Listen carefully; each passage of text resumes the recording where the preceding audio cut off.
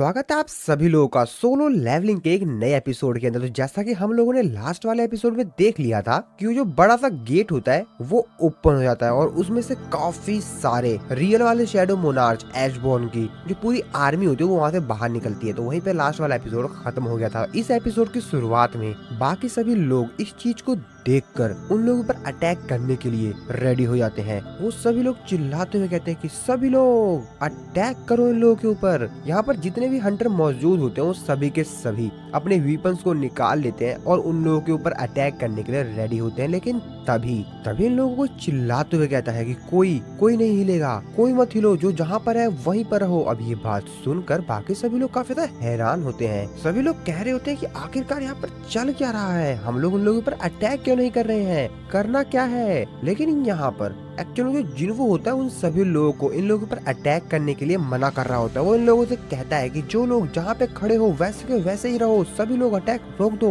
कोई भी इन लोगों के ऊपर अटैक नहीं करेगा। अब ये बात सुनकर मिस्टर च्यूल भागते हुए जिन्वो के पास आते हैं और उससे बोलते हैं कि लेकिन क्यों, आखिरकार क्यों आप मना कर रहे हैं मिस्टर जिन्वो। जिन्वो उनका रिप्लाई देते हुए कहता है कि चिंता मत कीजिए, आप बिल्कुल भी चिंता मत कीजिए मिस्टर च्यूल। और तभी जो बेलियन होता है जो कि एक्चुअली इस पूरी आर्मी का मेन लीडर है वो नीचे आ रहा होता है जिन्वो से बात करने के लिए। लेकिन बाकी सभी जो हंटर्स होते हैं वो तो काफी ज्यादा डर गए होते हैं क्योंकि उन लोगों को भी एक्चुअली समझ नहीं आ रहा था कि आखिरकार यहाँ पर चल क्या रहा है। मिस्टर चोई जो कि थोड़ा सा दूर होते हैं वो अपने मन में सोचते हुए कहते हैं कि आखिरकार इस धरती पर चल क्या रहा है, आखिरकार ये जिन्वो सोच क्या रहा है, क्या ये इतने सारे बीच से अकेला लड़ेगा। ये दोनों एक दूसरे के सामने होते हैं। बेलियन जो कि जिन्वो को ही देख रहा होता है और जिन्वो बेलियन को देख रहा होता है। एक्चुअली जिन्वो को भी अभी नहीं मालूम है कि आखिरकार बेलियन यहाँ पर करने के लिए क्या आया है, लेकिन वो इतना तो जानता है कि बेलियन एशबोर्न के शैडो के आर्मी का मेन लीडर है और जिन्वो भी बस बेलियन को ही देख रहा होता है। और तभी बेलियन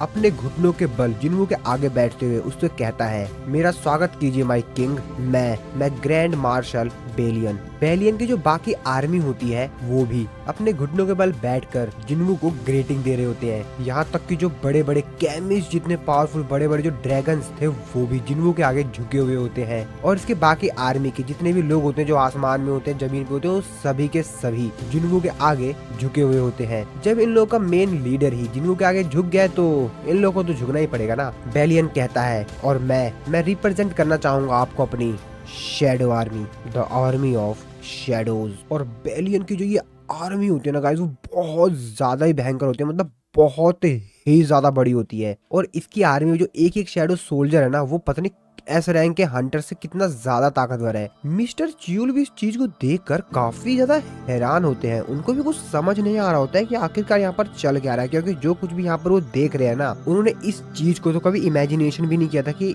ऐसा भी कुछ होगा। वो चिल्लाते हुए कहते हैं कि आखिरकार यहाँ पर चल क्या रहा है, धरती पर हो क्या रहा है, मुझे तो कुछ भी समझ में नहीं आ रहा है। और यही सेम सिचुएशन बाकी सभी हंटर्स की भी होती है। थॉमस एंड्रे एस रैंक का हंटर जो लेनहार्ट होता है उससे बोलता है कि जो मैं देख रहा हूँ तुम भी वही देख रहे हो ना। जिसपे वो कहता है कि हाँ मैं भी वही देख रहा हूँ यार, हाँ मैं भी वही देख रहा हूँ। जिन्वो भी एशबॉर्न की जो कंप्लीट आर्मी थी उसी को देख रहा था। उसके अंदर जो कैमिस ड्रैगन थे जो कि इन लोगों के पास 3 थे, जिन्वो उन लोगों की तरफ देखते हुए अपने मन में सोच रहा होता है कि इसमें जो सिंगल बीस्ट है वो पूरी इंसानियत को ही इस धरती से मिटा सकती थी और इन लोगों की आर्मी में वो 3 है। ओह तो ये है the real army of shadows. Oh तो इसका मतलब ये है कि जो फॉर्मर मोनार्च ऑफ शैडोज थे यानी कि एशबॉर्न, उन्होंने अपनी आर्मी अब मुझे दे दी है। और ऐसा नहीं है कि जिन्वो की आर्मी में खतरनाक शैडो सोल्जर्स नहीं है, जिन्वो ने भी अपनी आर्मी को बहुत ही ज्यादा ताकतवर बना लिया है। और अब इन लोगों की भी आर्मी जिन्वो की शैडो सोल्जर्स हमें मिलेगी तो पता नहीं क्या तबाही आने वाली है। वो तो हम लोग को आगे के एपिसोड में देखने के लिए ही मिलेगा। जिन्वो अपने मन में सोचते हुए कहता है असली युद्ध तो अब शुरू हुआ है। इसके बाद हम लोग कुछ दिनों बाद का सीन देखते हैं कोरियन हंटर एसोसिएशन का, जहाँ पर एक इमरजेंसी रिस्पांस कॉन्फ्रेंस रूम के अंदर एक इमरजेंसी मीटिंग बुलाई गई होती है। यहाँ पर ये लोग बातचीत कर रहे होते हैं कि जो फॉरेन मीडिया है जो हमारे यहाँ पर रिसेंटली इवेंट हुआ है उसके बारे में सब कुछ जानना चाहती है। उस चीज के बारे में वो लोग स्टेटमेंट मांग रहे हैं कि आखिरकार वहाँ पर हुआ क्या है। और जो फेडरल ब्यूरो ऑफ हंटर है वो हमसे जानना चाहती है कि आखिरकार सांग जिन्वो कहाँ पर है। सिटी हॉल भी हम लोगों से पूछ रहा है कि क्या हम लोग सिविलियंस को वापस भेज दे सिटी में। साथ ही में जो एक पॉपुलर शो है द जिम्मी शो, उसके जो होस्ट है वो मिस्टर सांग जिन्वो का इंटरव्यू लेना चाहते हैं। तभी मिस्टर च्यूल कहते हैं कि मेरे को नहीं पता कि ये जिम्मी मम्मी कौन है, ये जो भी हो उससे बोल दो कि अगर उसको जिन्हू का इंटरव्यू लेना है ना तो खुद ही ढूंढ ले कि जिन्हू कहाँ पर है। मिस्टर च्यूल के साइड में बैठा हुआ जो मेंबर होता है वो कहता है कि हंटर सांग जिन्हू के बीस्ट्स को उसी समय आना था क्या वहाँ पर, जिसपे मिस्टर च्यूल उनसे कहते हैं तो क्या तुम ये कहना चाहते हो कि उन बीस्ट्स को जो कोलेटल गेट है उसके अंदर से बाहर आना चाहिए था, जिसपे कहता है नहीं नहीं मेरा ये मतलब। मिस्टर च्यूल से कहते हैं कि तुम जानते हो कि अगर हमको जो मरे हुए हंटर्स हैं उनकी फैमिली की तरफ से कॉल आ रहा हो तो उसकी जगह पर हम लोगों को ये जो सिली इंटरव्यूज की रिक्वेस्ट है इनके बारे में नहीं सोचना चाहिए। और तुम्हें क्या लगता है अगर हम थोड़े बहुत बिजी हो जाएंगे तो क्या इन सब चीजों से छुटकारा मिल जाएगा हम लोगों को, इन सब चीजों का एंड नहीं हो जाएगा इससे। मिस्टर च्यूल अपने मन में सोच रहे होते हैं उस कॉलेजल गेट के अंदर से 1000 ऑफ बीस्ट्स बाहर आए और मिस्टर सांग जिन वू ने उन लोगों को अपनी आर्मी में ऐड कर लिया। आखिरकार उन्होंने ये ऐसा किया कैसे, आखिरकार उन सब चीजों को मैनेज कैसे कर पाए, आखिरकार चल क्या रहा है, मुझे तो खुद भी कुछ समझ नहीं आ रहा है। इसके बाद मिस्टर च्यूल उन लोगों को आगे कहते हैं कि हाँ मैं भी ये जानता हूँ कि मिस्टर जिनवू इस तरीके से एकदम से वहाँ से गायब हो गए, सारी अटेंशन उन्हीं की तरफ आ गई, लेकिन ऐसा पहली बार तो नहीं हुआ है ना जब वो इस तरीके से गायब हो गए हैं। इससे पहले भी कई बार वो ऐसा कर चुके हैं। हम लोग को इस चीज की आदत डाल लेनी चाहिए और अगर हंटर एसोसिएशन इन सब चीजों को नहीं समझेगा तो कौन समझेगा। जिसपे वो मेंबर मिस्टर च्यूल से माफी मांगता है और फिर ये कॉन्फ्रेंस खत्म हो जाती है। मिस्टर च्यूल राहत की सांस लेते हैं, लेकिन वो तो अपने मन में बस यही सोच रहे होते हैं कि वैसे आखिरकार मिस्टर जिनवू है कहाँ पर इस समय। इस तरफ हम लोग जिनवू को देखते हैं जो कि एक दूसरी जगह पर ही आ गया था और उसके सामने उसकी कंप्लीट जो शैडो आर्मी होती है वो होती है, यानी कि जो बेलियन है उसकी भी आर्मी और जिनवू की खुद की भी आर्मी। बेलियन जिनवू से कहता है कि अपनी एक आर्मी को 2 हिस्सों में बांटना, इस टाइप की ट्रेनिंग तो मुझे आज से पहले कभी नहीं दी गई है और मेरे सामने कोई ऐसी सिचुएशन आई भी नहीं है। जिसपे जिनवू उससे कहता है हाँ जानता हूँ लेकिन अंत में तो ये लोग मारे ही जाएंगे। और तभी बेरू जिनवू के पास आता है और उसे कहता है कि माय किंग, मेरी इच्छा है कि मैं ग्रैंड मार्शल की पोजीशन के लिए टेस्ट दूं, तो मैं ग्रैंड मार्शल के पोजीशन के लिए टेस्ट देना चाहता हूं। ये बात सुन के तो बेलियन भी काफी ज्यादा हैरान होता है कि ये कौन आ गया, अब इसे क्या चल गया चस्का। और उससे ज्यादा हैरान तो जिनवू होता है क्योंकि उसे तो कुछ भी समझ नहीं आता। वो कहता है कि क्या टेस्ट। बेरू कहता है कि हाँ एक कमांडर के तौर पर मैं ग्रैंड मार्शल बेलियन को एक ड्यूल के लिए चैलेंज करना चाहता हूँ। जिनवू भी मुस्कुराते हुए कहता है ओ तो 2 कमांडर के बीच में बैटल, तो ये बात है। और फिर क्या जिनवू भी मान जाता है और फिर शुरू होती है बेलियन और बेरू की फाइट। तो बेरू अपने आप को वार्म अप करते हुए बहुत ज्यादा तेजी चिल्लाता है और इस तरफ बेलियन जो अपने आप को वार्म अप करते हुए अपनी स्वॉर्ड को बाहर निकालता है जो कि बहुत ही ज्यादा बड़ी थी यार, बहुत ज्यादा बड़ी स्वॉर्ड थी ये। मतलब जब वो बंदा अपनी पूरी स्वॉर्ड निकालता है ना तो वो उससे भी ज्यादा लंबी स्वॉर्ड थी, उसके पूरे शरीर से ज्यादा। अब इस चीज को देखकर तो जिनवू भी काफी ज्यादा हैरान होता है, अपने मन में सोचते हो कहता है ये तो एक ग्रीस की तरह बहुत ही ज्यादा बड़ी स्वॉर्ड का इस्तेमाल कर रहा है। अरे नहीं नहीं नहीं, इसकी तो स्वॉर्ड भी काफी ज्यादा लंबी है और बहुत ज्यादा ताकतवर लग रही है एक ग्रीस की तुलना में। तो ऐसा लगता है कि इसकी जो खासियत है वो ताकत है ना कि स्पीड। और दूसरी तरफ बेरू जिसकी खासियत है स्पीड, और अगर ऐसी बात है तो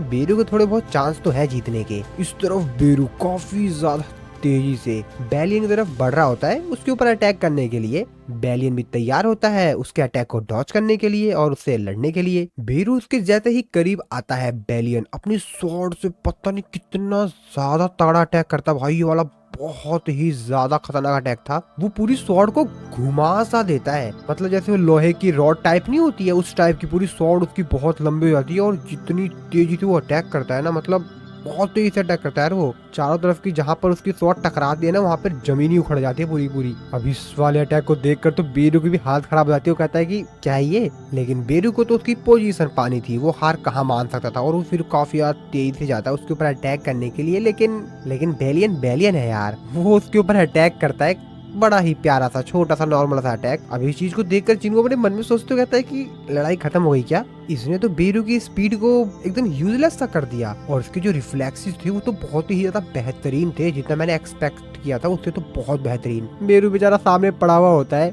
और बेलियन उसके सामने होता है, एकदम हीरो की तरह खड़ा होता है। बेरू बेचारा क्या ही कर पाता। वो जिनवू बेलियन की तरफ देखते हुए अपने मन में सोचते हुए कहता है कि इन सबसे भी ऊपर इसका जो सिंगल अटैक है वो इतना ज्यादा खतरनाक है कि वो पूरी धरती को हिला के रख दे। और वैसे भी है तो ये ग्रैंड मार्शल ना, लेकिन फिर भी उसको अलर्ट रहना चाहिए। और तभी हम लोग बेरू को देखते हैं जो इसने की अभी हार नहीं मानी थी। वो काफी ज्यादा स्पीड से जाता है और बेलियन के ऊपर अटैक कर देता है और फिर इसी नहीं पर कट होता है। इस तरफ एयरपोर्ट का सीन दिखाया जाता है जहाँ पर जो कोरिया की हेल्प करने के लिए आए हुए थे वो एयरपोर्ट पहुँच रहे थे अपनी कंट्री वापस जाने के लिए। तभी हम लोग एस रैंक के हंटर ल्यू जियांग को देखते हैं और यहाँ पर आसपास काफी सारे मीडिया वाले आए हुए थे जो कि इन सभी हंटर्स की फोटो वगैरह ले रहे थे और ल्यू जियांग भी एक स्माइल देते हुए उन सभी को एक अच्छी फोटो दे रहा था ताकि ये लोग अपने न्यूज़पेपर में छाप सकें। वैसे काफी सारे लोग कोरिया के आपके इस तरीके से हेल्प करने में आपकी तारीफ भी कर रहे हैं कि आपने कोरिया की इस तरीके से मदद करने के लिए हाँ भर दी और आप यहाँ पर आए। लेकिन काफी सारे लोग अभी भी ये क्वेश्चन कर रहे हैं कि वैसे क्या आपको एक दूसरी कंट्री की मदद करनी चाहिए?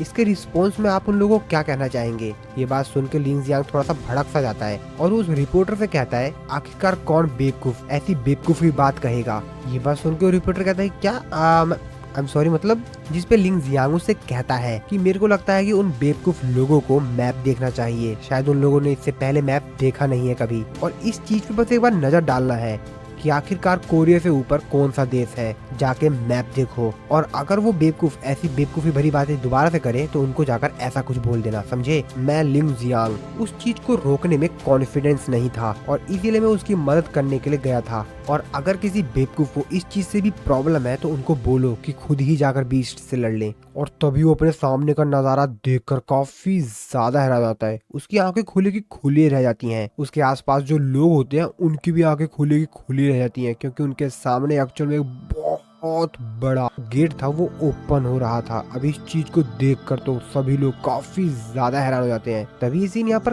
कट होता है। इस तरफ हम लोग दूसरे मोनार्च एंटेरिस को देखते हैं जिसके पास योगुनु आता है। एंटेरिस से बोलता है कि तो क्या हुआ, तो क्या शैडो मोनार्च हमारे खिलाफ हो गया? बहुत बेहतरीन, उसे तो मैं खुद ही देख लूंगा, बाकी लोग वहीं रहे, हम और भी ज्यादा लॉसेस नहीं झेल सकते हैं, लड़ाई की तैयारी करो माई सोल्जर्स। और बहुत बड़े बड़े उसके पीछे जो ड्रैगन्स होते हैं वो सभी के सभी जग जाते हैं। इस तरफ फिर से हम लोग बेरू और बेलियन की फाइट को देखते हैं। बेलियन ने बेरू की हालत बहुत ही ज्यादा खराब कर दी थी और बेरू सिर्फ उसके अटैक से बच ही रहा था किसी न किसी तरीके से, लेकिन वो हार मानने की तैयार ही नहीं था। बेरू जिन्हू से कहता है कि माई किंग मैं अभी भी लड़ना चाहूंगा।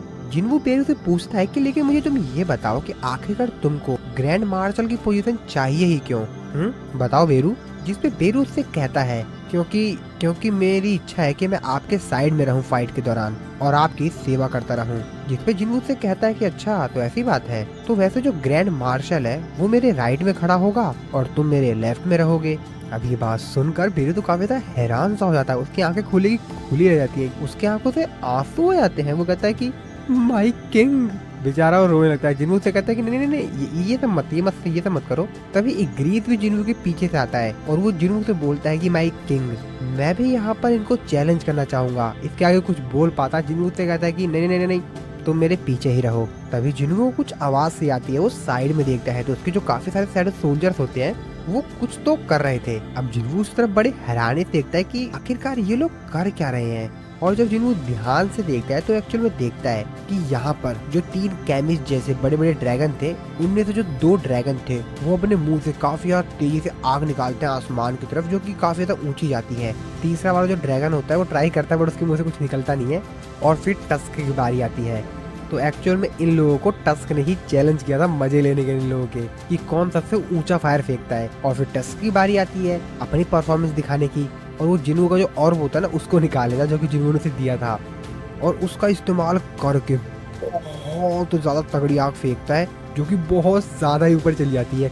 जो ये ड्रैगन होते हैं वो भी कहते हैं हाँ ठीक है। और टस्क अब अपने एटीट्यूड में जाता है कि देखा मैंने तो बहुत बेहतरीन किया। वो तो अलग ही चौड़ में चल रहा होता है, उसका तो एटीट्यूड मतलब एकदम हाई वाले लेवल पे हो गया होता है, एकदम हाई लेवल पे। और टस्क के जो बाकी साथी होते हैं वो भी भाई फुल उसको सपोर्ट कर रहे होते हैं कि है टस्क बाबू जीत गए, टस्क बाबू जीत गए। और फिर वो ड्रैगन टस्क के पीछे लग जाते हैं कि सर हमें भी सिखा दो। लेकिन टस्क तो भाई उसका अलग ही भाव चल गया होता है, वो तो अलग ही भाव में होता है, उसका भाव बढ़ गया होता है। देख रहे हो इसका एटीट्यूड लेवल।